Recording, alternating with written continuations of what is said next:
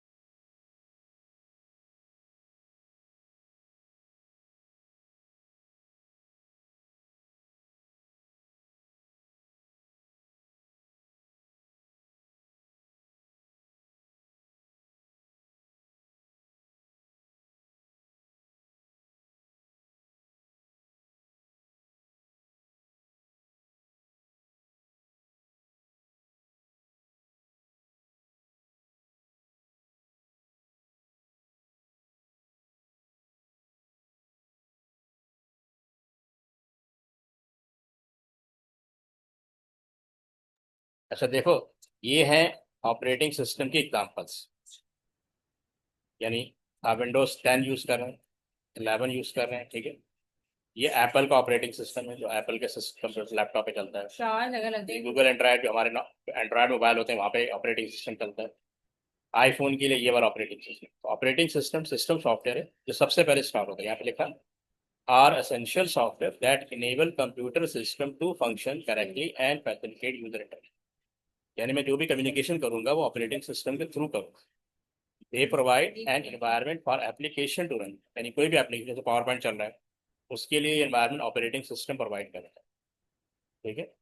और usable interface between human and computer. तो अभी हम ये वाला इंटरफेस का मतलब होता है इनवा, कि मैं कम्युनिकेट कैसे करूँ, बाय गिविंग कमांड, जैसे CLI यूज करूंगा या फिर GUI यूज करूँ, ये दो ऑप्शन होते हैं। Operating system simplify the complexity of both software and hardware. Hardware या सॉफ्टवेयर की जो भी कॉम्प्लिकेशन है, उसको ऑपरेटिंग सिस्टम डील करता है। हमारा यूजर, बीइंग अ यूजर, हमारा कोई कंसर्न, ठीक है। और यहाँ पे लिखा हुआ है कि operating system are typically stored. जब हम ऑपरेटिंग सिस्टम इंस्टॉल करते हैं तो बेसिकली हार्ड डिस्क में स्टोर होता है या सॉलिड स्टेट ड्राइव में स्टोर होता है, फर्क बनता है। जैसे भी आपके पास लैपटॉप है तो आपका ऑपरेटिंग सिस्टम आपके लैपटॉप की हार्ड डिस्क में या SSD में स्टोर है। Solid state device for mobile phone and tablet due to size limitation.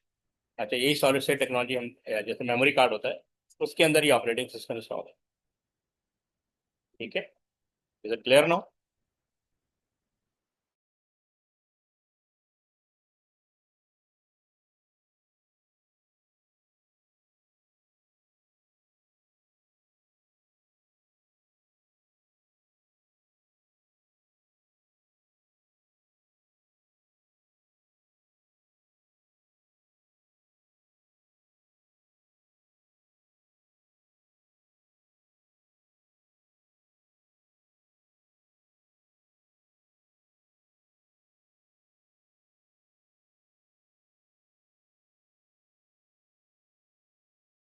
क्या रहे हो? देखो, यहाँ लिखा हुआ है operating system are typically stored on hard. आपका ऑपरेटिंग, हम हर सॉफ्टवेयर इंस्टॉल करते हैं तो वो हार्ड डिस्क में इंस्टॉल होता है। यहाँ पे क्लियरली लिखा हुआ हार्ड डिस्क और solid state drive for control. Stored on, कहाँ पे स्टोर होता है? हार्ड डिस्क के अंदर, यानी ये हार्ड डिस्क है, नहीं माना नहीं, ठीक है। तो आपका ऑपरेटिंग सिस्टम यहाँ पे इंस्टॉल हो जाता है। जब आप सिस्टम ओपन करते हैं तो ये रैम में चला जाता है, रैम में लोड हो जाता है यूएस। यानी ये वर्ड स्टॉल है, ये क्या है? वर्ड है। वर्ड जब ओपन करूंगा तो रैम में ओपन होगा, ये रैम है, ठीक है? ये मैं पहले बता देता हूँ। स्टॉल हार्ड डिस्क में होगा, ओपन रैम में होगा, ठीक है ना? ये वर्ड,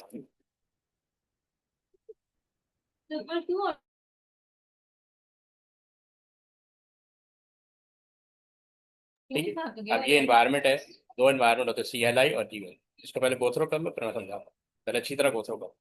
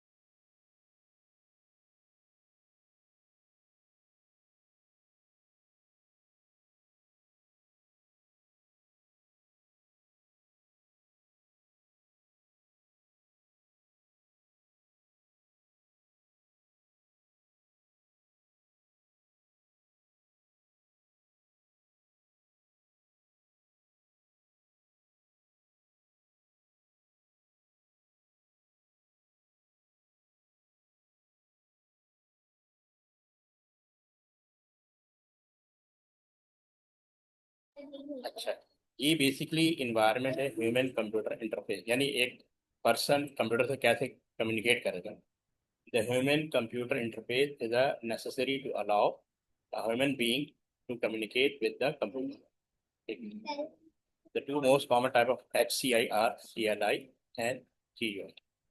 CLI कुछ भी नहीं है, इसका एनवायरनमेंट आपको दिखाता हूँ, ये देखिए, ये CLI एनवायरनमेंट, यानी हम कमांड टाइप करें, कमांड टाइप करके कंप्यूटर से काम करें, फाइल ओपन करना, फाइल क्लोज करना, फाइल को रीनेम करना, फाइल को डिलीट करना, फाइल में कॉपी पेस्ट करना।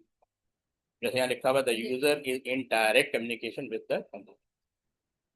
The user is not restricted to pre determine active option, यानी पहले से जैसे आइकन्स होते हैं वो नहीं होंगे। जीआई में ये मतलब है कि आप pre determine.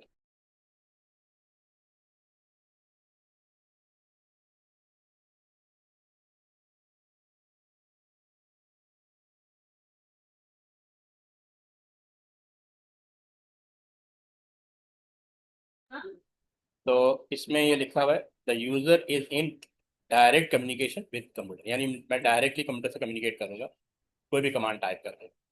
The user is not restricted to pre determine action और option, so it is possible to alter computer setting direct. ठीक है। Needs very little memory require, अच्छा ये टेक्स्ट बेस होता है तो इसमें रैम की ज़्यादा ज़रूरत नहीं है। The user need to learn command and must type them in using the correct form. अच्छा, शुरू में जब ऑपरेटिंग सिस्टम आया था, यानी इलेक्ट्रॉनिक कंप्यूटर के लिए, तो वो टेक्स्ट बेस्ड ऑपरेटिंग सिस्टम होता था, तो उसके लिए आपको 6 6 महीने लगते थे कमांड सीखने में, उन्हें एग्जीक्यूट करने में।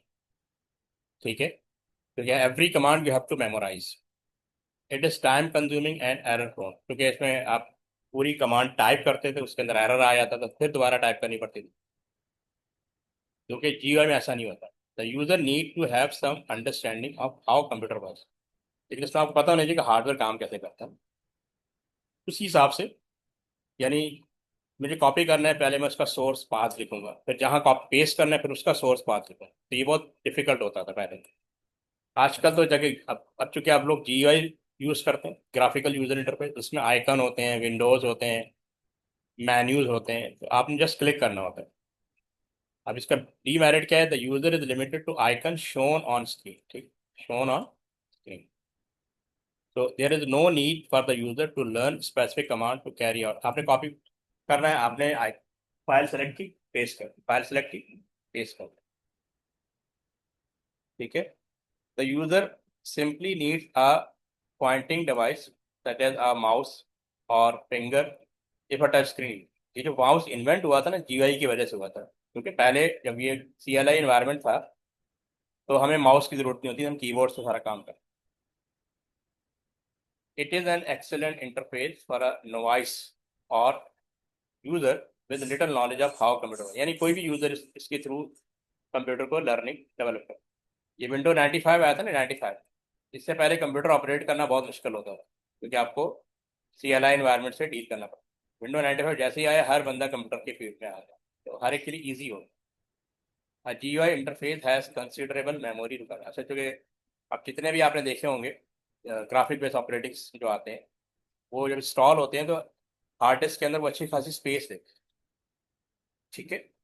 और जब वो रैम में लोड होते हैं तो वहां भी अच्छी खासी स्पेस देते हैं। इसीलिए मैंने आपको बताया था कि रैम ऑलवेज इनसफिशिएंट, क्योंकि जैसे अब ये रैम है, इसकी ये वाली स्पेस ओएस ने ऑक्यूपाई कर रहा था। अब अगर ये हैवी है, तो यानी ज़्यादा स्टोरेज कैपेसिटी के साथ आ रहा है, तो फर्ज करें पहले इतनी ले रहा था, अब इतनी लेगा, तो हर नया ऑपरेटिंग सिस्टम ज़्यादा स्पेस ले।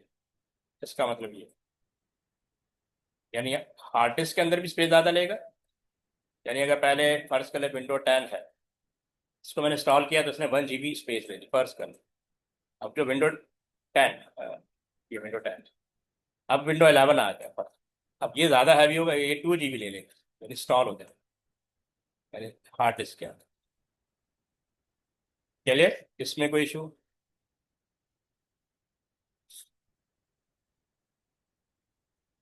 ये तक ही बताएं, इसमें कोई इशू है तो आगे बढ़ें।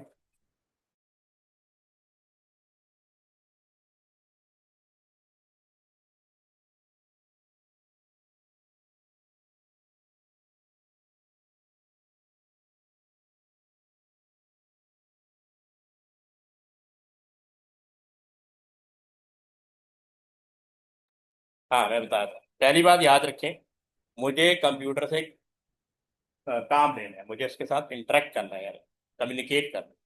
तो मेरे पास दो ही ऑप्शन है, या तो मैं कमांड दे टाइप करके उससे के साथ कम्युनिकेट करूँ, या फिर जीयूआई जिसमें आइकन्स होते हैं, विंडोज हैं, ठीक है, मेन्यू हैं, उनके थ्रू कम्युनिकेट करूँ। बस ये दो ऑप्शन है। तो ये सारे सीएलआई के फीचर हैं, आप एक दफा इसको पढ़ लो। और ये सारे जीयूआई के फीचर हैं। इसमें से मुझे बताओ कौन सा ऑप्शन तुम्हें समझ में नहीं आया।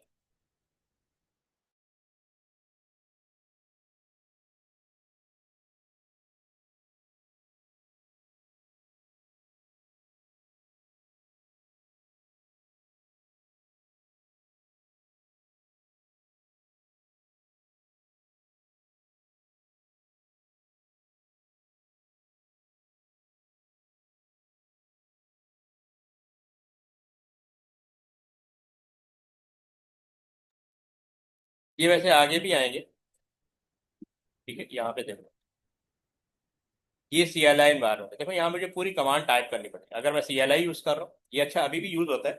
जो प्रोफेशनल यूज़र है ना, वो लिनक्स यूज़ करते हैं। लिनक्स एक ऑपरेटिंग सिस्टम है, इसको प्रोफेशनल यूज़ करते हैं। यानी जो मल्टीनेशनल कंपनी होती है वहाँ पे ना C L I based environment सबसे ज़्यादा प्रेफर किया जाता है। ये हम जैसे यूज़र होते हैं, एंड यूज़र, तो वो हम जी यूज़ करते हैं क्योंकि ये ईजी टू ऑपरेट है। देखिए ये बहुत ईजी होता है, giving command to operating system. यानी मैंने आइकन सेलेक्ट किया, कॉपी पेस्ट कर दिया। यहाँ पे मुझे पूरी कमांड कॉपी भी करना है तो पूरी कमांड टाइप करनी पड़ेगी, तो वो बहुत डिफिकल्ट होता है। ये लिखा देखो, require user to type instruction to select option. Like software open करना है तो मुझे पूरी कमांड टाइप करनी पड़ेगी। User must learn multiple command for basic operation, जैसे फाइल सेव करनी है, फाइल लोड करनी है, ठीक है, फाइल क्लोज करनी है, हर काम के लिए मुझे कमांड टाइप करनी पड़ेगी। It can be slow due to need for frequent command input. अच्छा, दूसरी बात, एक वक्त में एक ही कमांड रन हो, सबसे बड़ा ये सिंगल टास्किंग होता है, ठीक।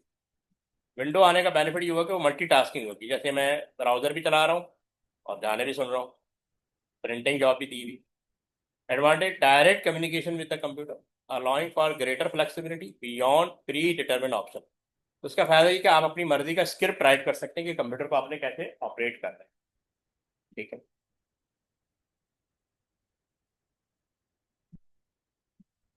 समझ आई बात? यहाँ तक क्लियर है?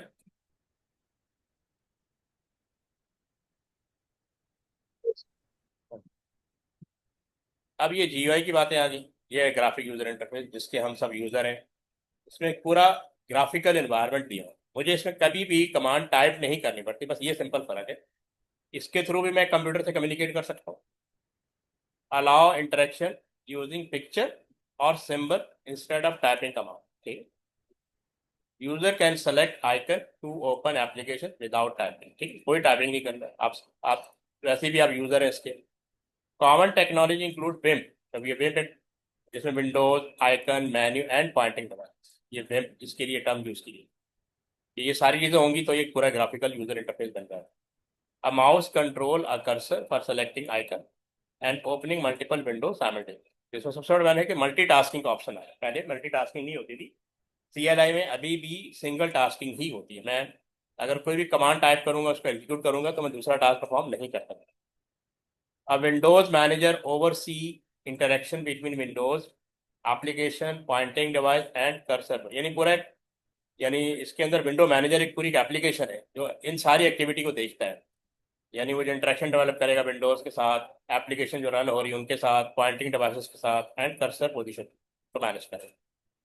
मैं मॉडर्न डिवाइसेस के mobile phone and tablet increasingly use touch screen for post Vim. अच्छा, अब जो विंडो आया था उसको विम कहते हैं, ठीक है। जो नॉर्मल विंडो आया था उसको विम कहते हैं। और अब जो मोबाइल में जो ऑपरेटिंग सिस्टम यूज होता है उसको हम पोस्ट विम कहते हैं। पोस्ट यानी Vim, advance version of Vim, या यूं कह लें कि पोस्ट जीयूआई, ठीक है। तो होता है ये पोस्ट जीयूआई, यानी क्योंकि नॉर्मल जीयूआई में टच नहीं है, तो पोस्ट जीयूआई का मतलब you can touch, you can give command through voice. Voice का भी ऑप्शन आ गया, पहले नहीं था। User can perform action like pinching and rotating, ये सब आप कर सकते हैं, which are difficult with mouse pointer. Mouse mouse के साथ ये नहीं कर सकते। तो अब मोबाइल डिवाइसेस में जो ऑपरेटिंग यूज हो रहा है उसको हम कहते हैं पोस्ट वेब। ठीक है, आप टच कर सकते हैं, आप बेसिकली उसको वॉइस से भी कंट्रोल कर सकते हैं। यहाँ तक क्लियर है?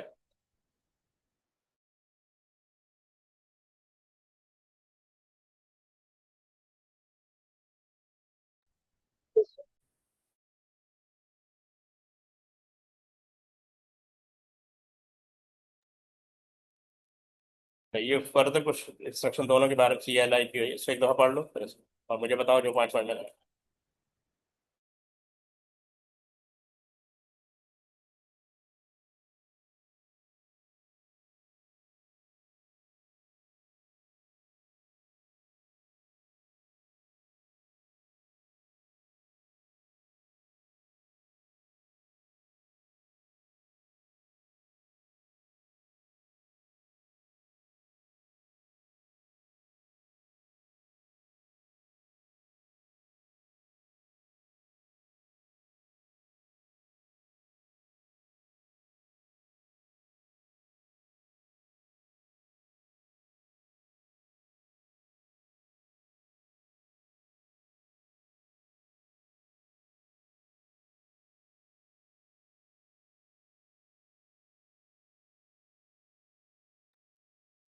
पढ़ लिया आपने?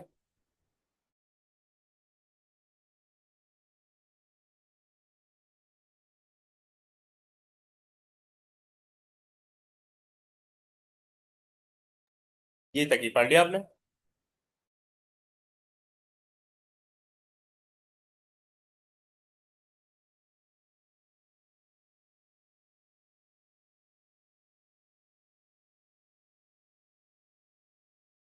देखो ये तो CLI के फीचर है ना जो ऑलरेडी डिस्कस करते हैं। ये कह रहे हैं कमांड लाइन कौन लोग यूज करते हैं, मैंने आपको पहले बताया था। Use by programmers, analyst and technician. जितने भी प्रोफेशनल्स होते हैं ना वो CLI इन्वायरमेंट को यूज करते हैं। जैसे बड़ी कंपनीज होती हैं वहाँ पे विंडो ऑपरेटिंग सिस्टम नहीं यूज होता, वहाँ पे यूज होता है लिनक्स। ये लिनक्स के अंदर दोनों इन्वायरमेंट होते हैं, CLI भी होता है और लिनक्स। ठीक है, CLI भी होता है और GUI भी होता है। लेकिन जितने भी प्रोग्रामर्स होते हैं, एनालिस्ट होते हैं, टेक्नीशियन होते हैं, नेटवर्क एडमिनिस्ट्रेटर होते हैं, वो लिनक्स को यूज़ करते हैं। और लिनक्स को इन्वायरमेंट में यानी वो CLI को प्रेफर करते हैं। ठीक है, idea for those needing direct communication with the computer. क्योंकि CLI का बेनिफिट ये है कि आप डायरेक्टली हार्डवेयर को हर तरह की कमांड देके उससे आप हर तरह का टास्क परफॉर्म करवा सकते हैं, जो कि विंडोज़ में पॉसिबल है, क्योंकि विंडोज़ में आप लिमिटेड होते हैं। Common task include developing new software. जैसे प्रोग्रामर क्या करता है, वो प्रोग्रामिंग जो करता है, अगर वो किसी न किसी लैंग्वेज को यूज़ करता है, वहाँ पे से हर वहाँ पे वो बेसिकली CLI इन्वायरमेंट को ही यूज़ कर रहा होता है। अल तो उसके अब तो उसमें GUI फैसिलिटीज भी आ गई, लेकिन हर कमांड उसको वहाँ टाइप करनी पड़ती। Locating and removing error. अगर किसी यानी प्रोग्राम में एरर आ जाता है तो उसको भी CLI इन्वायरमेंट के थ्रू वो लोकेट कर सकता है और उसको रिमूव कर सकता है। Initiating memory dump, capturing the content of computer memory. अब ये जो कंप्यूटर मेमोरी है ना, ये कंप्यूटर मेमोरी पर, ठीक है, इसको भी मैं GUI ऑपरेटिंग सिस्टम के थ्रू मैनेज नहीं कर सकता, ये मेमोरी है। ठीक, इसके दो पार्ट होते हैं, एक कंटेंट का होता है, दूसरा ये एड्रेस का होता है। ये कॉलम एड्रेस का होता है। ठीक है ना? मेमोरी डंप का मतलब है कि यहाँ पे मेमोरी में कोई इशू आया है, उसको मैंने रिजॉल्व करना है। क्योंकि बीइंग अ प्रोग्रामर मुझे हार्डवेयर की फुल नॉलेज होनी चाहिए कि मेमोरी काम कैसे करती है, इसको फर्दर बेटर वे में कैसे यूज़ किया जा सकता है। उसके लिए मुझे CLI इन्वायरमेंट की जरूरत पड़ती है। मैं GUI के थ्रू मेमोरी को प्रॉपर मैनेज नहीं कर सकता। मुझे मेमोरी से बेटर वे में काम लेना है। GUI design for the end user वो मे लैक टेक्निकल नॉलेज, यानी जैसे हमारे जैसे यूजर होते हैं जिस पर टेक्निकल नॉलेज नहीं है, उनके लिए ये बनाया गया होता है। Suitable for individual using computer, running software. आपने सिर्फ सॉफ्टवेयर रन करना है, गेम प्ले करनी है, स्टोरिंग एंड मैनिपुलेटिंग फोटोग्राफ्स। आपने फोटोग्राफ स्टोर करने हैं, उनको एडिट करना है, उसके लिए ये GUI ऑपरेटिंग से ज़्यादा सुटेबल। ठीक है, नाउ क्लियर?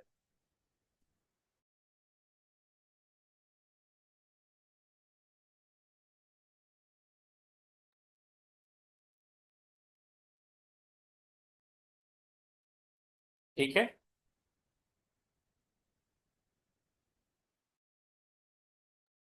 आगे बढ़े।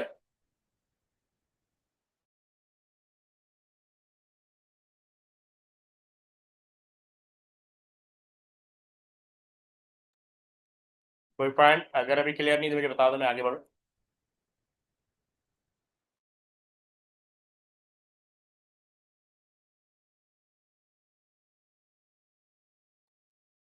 ये तक ही दिस क्लियर, आपको आवाज आ रही? सर क्लियर है। ठीक। यहाँ पे ये एडवांटेज और डिसएडवांटेज दिए हैं।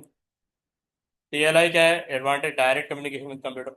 और डिसएडवांटेज क्या है? Require user to learn multiple command for basic, बस ये disadvantage. Not restricted to pre determine options, not restricted to pre determine option. Typing command take time and can be error prone. ठीक है। Can alter computer configuration setting. Each command must be typed in with correct format and spell, ये इसका disadvantage. Uses a small amount of computer memory, ये भी सबसे बड़ा benefit है क्योंकि टच बेस्ड ऑपरेटिंग सिस्टम होता है तो उसमें ज़्यादा मेमोरी की जरूरत है। GUI में क्या होता है? No need to learn command, user friendly interface होता है इसका, ये काफ़ी यूजर फ्रेंडली होता है। कोई भी पर्सन आधे घंटे में सीख सकता है। यूजर्स कंसिडरेबली मोर कंप्यूटर मेमोरी दैन CLI। ठीक है, क्योंकि GUI है तो GUI को ज़्यादा स्पेस चाहिए। ठीक है। Icon represent application, making it easier to use, limited to the icon provided on the screen। ठीक है। और pointing device example mouse, simplify application launching, touch screen, allow direct interaction. ठीक है। और इसमें disadvantage, require operating system example windows which consume additional memory. Window based operating जितने भी होते हैं इनको ज़्यादा हार्ड डिस्क में स्पेस चाहिए होती है और ज़्यादा मेमोरी स्पेस चाहिए। जैसे अभी आपको मैंने पीछे बताया था ना कि अगर विंडो 10 1 GB ले रहा है इंस्टॉल होने के बाद, तो विंडो 11 जो है वो ज़्यादा, अगर वन अपग्रेड करते हैं तो विंडो 11 जो है वो 2 GB ले लेगा। ये मैंने एग्जांपल दी है, ठीक है, इससे ज़्यादा भी हो सकता है।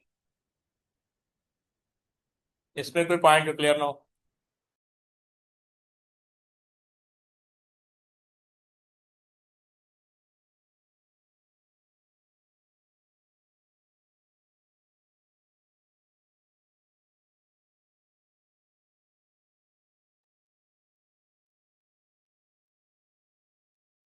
एक दफ़ा पढ़ लो, जो पॉइंट तुम्हें समझ में नहीं आ रहे वो मुझे बताओ। ये एडवांटेज और डिसएडवांटेज, वैसे पहले भी डिस्कस हो गए थे, दोबारा आ गए। एक दफ़ा गो थ्रू कर लो।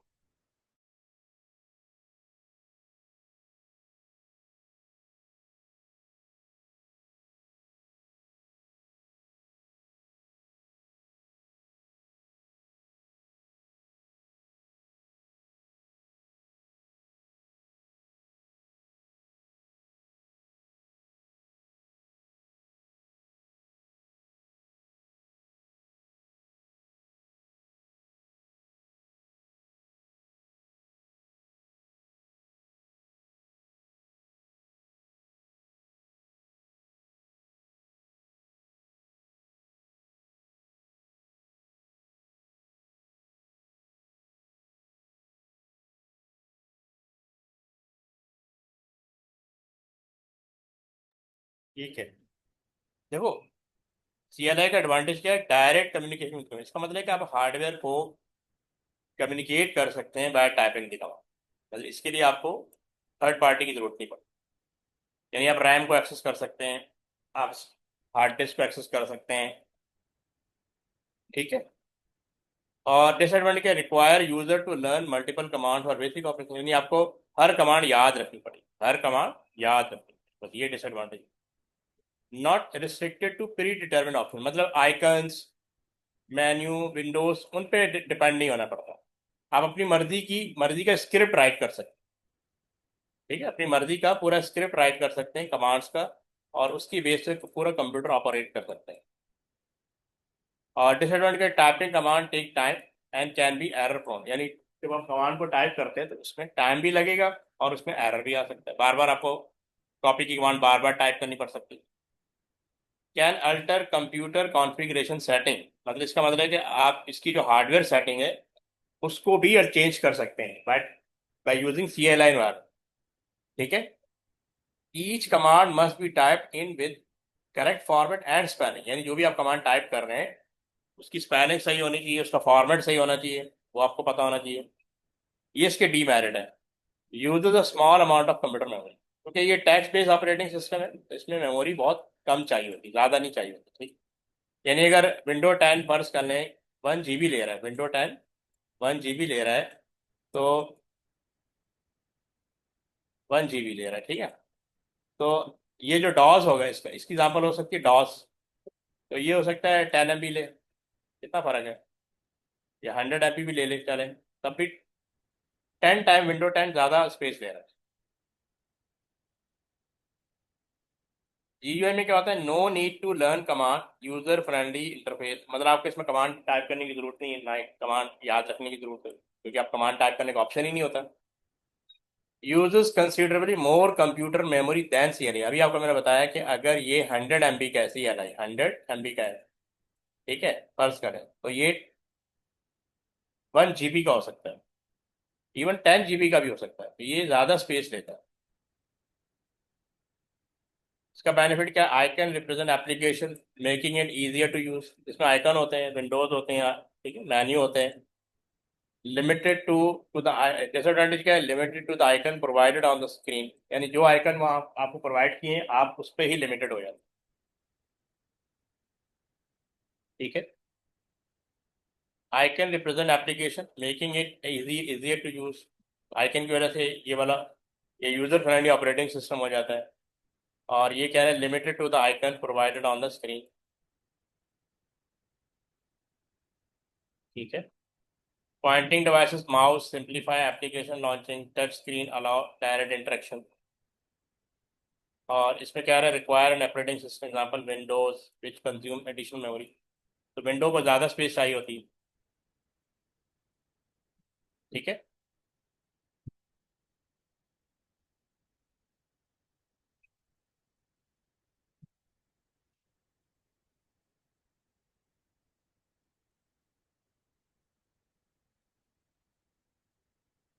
अच्छा, अब इसके कुछ एडिशनल फंक्शन है ऑपरेटिंग सिस्टम के। मेमोरी मैनेजमेंट इन OS, एक तो मेमोरी मैनेजमेंट है, दूसरा फाइल मैनेजमेंट है, ठीक है, प्रोसेस मैनेजमेंट है, नेटवर्क मैनेजमेंट है, पावर मैनेजमेंट है। ये सारे ऑपरेटिंग सिस्टम के डिफरेंट डिफरेंट फंक्शन। तो उसमें सबसे पहले ये दिया हुआ है memory management perform the following function. तो मेमोरी मैनेजमेंट का मतलब होता है ये रैम है, ठीक है।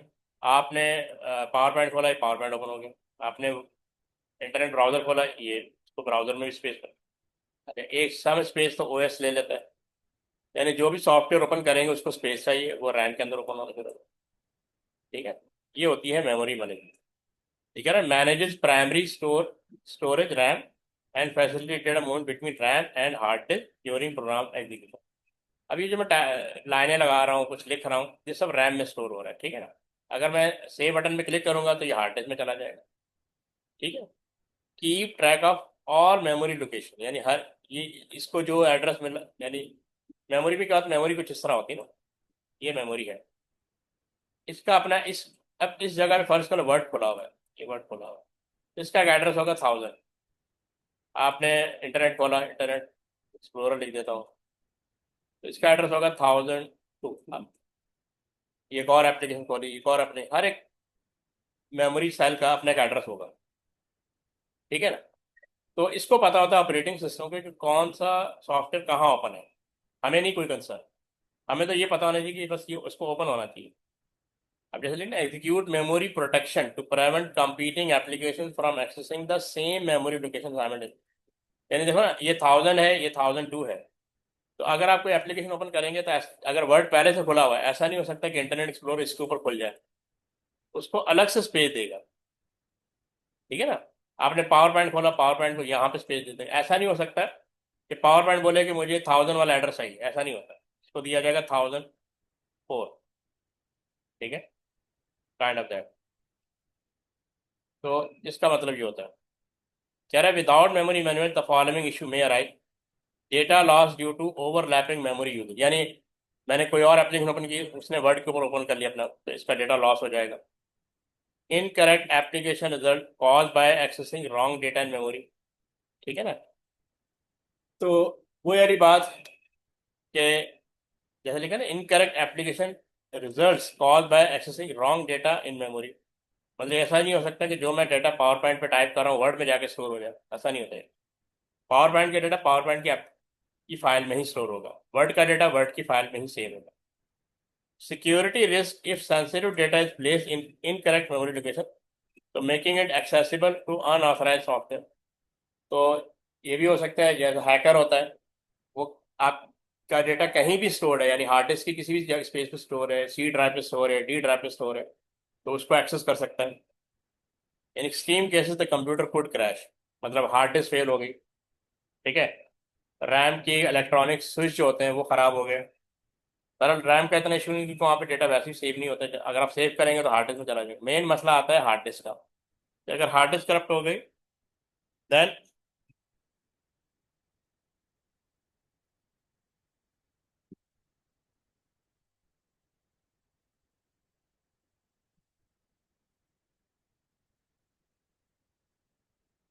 तो आपका सारा डेटा लॉस हो जाएगा।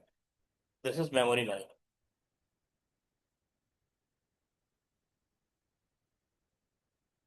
ये पढ़ो सिक्योरिटी मैनेजमेंट, मैं 1 मिनट में आता हूँ, ठीक है। इसको पहले गो थ्रू करो, फिर मैं डिस्कस करता हूँ।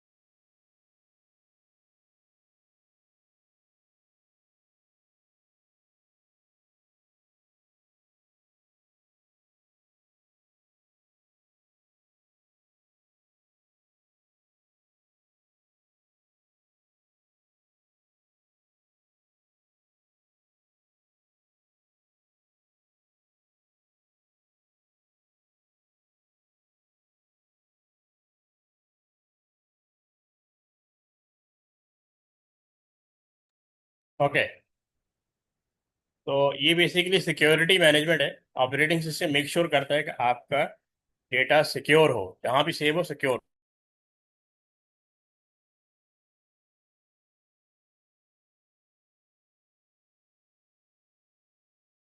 जैसे यहाँ लिखा हुआ है purpose ensure the integrity confidentiality and availability of data, यानी अगर मैं डेटा स्टोर करता हूँ तो नेक्स्ट टाइम मुझे वो अवेलेबल होना चाहिए। ठीक है, अगर मैं उसको पासवर्ड लगाता हूँ तो उसको कॉन्फिडेंशियल कर देगा। और जो भी डेटा मैंने सेव किया है, यानी जो भी मैंने, अगर मैंने 10 लाइनें टाइप की हैं तो जब सॉफ्टवेयर ओपन करूँ, फाइल ओपन करूँ, तो 10 लाइनें ही ओपन होनी चाहिए, मतलब उसमें कोई चेंजेस ना हो। ये मेक श्योर करता ऑपरेटिंग सिस्टम।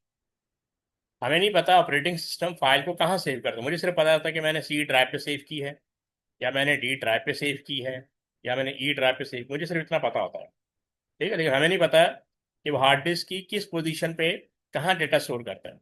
ये ऑपरेटिंग की रिस्पॉन्सिबिलिटी है कि उसको ओपन करें। ठीक है, अब जैसे यहाँ दिया हुआ है carry out operating system update as they become available. अब अपडेट का मतलब जैसे मोबाइल में अपडेट्स आती रहती हैं। ठीक है, कोई भी अपडेट होगी, ये उसको मेक श्योर करेगा कि ऑपरेटिंग सिस्टम में उसको इंक्लूड करते हैं। Ensure antivirus and other security software are always up to date to maintain data integrity security and privacy.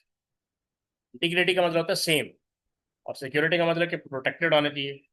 और अगर आपने कोई प्राइवेट किया हुआ डेटा तो उसकी प्राइवेसी को मेंटेन करें।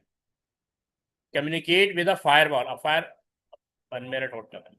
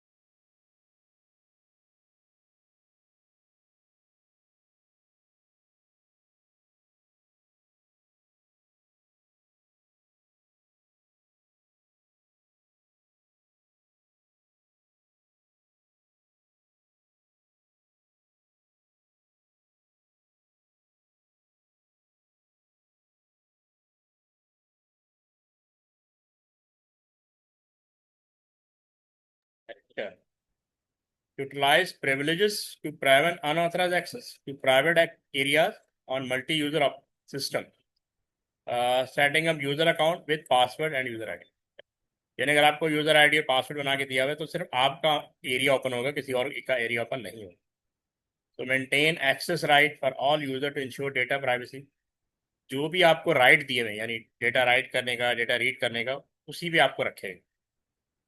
Offer data recovery option and system restore feature for loss और करप्टेड डेटा। समटाइम होता है ऑपरेटिंग खुद बहुत बंद हो जाता है, तो लास्ट जो भी सेव होगा उसको रिकवर करने में आपको हेल्प आउट करेगा। Help prevent illegal intrusions to into the computer system ensuring the privacy. Intrusion कहते हैं, इंट्रूडर होता है, इंट्रूडर यानी जो हैकर होता है, तो इलीगली इन होने की कोशिश करेगा। ठीक है, उसको भी प्रिवेंट करने में आपको हेल्प आउट करेगा।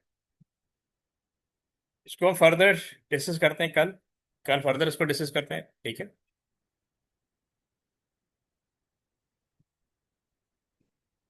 ठीक है, कल इंशाल्लाह फर्दर यहीं से कंटिन्यू करते हैं। ओके, अल्लाह हाफिज।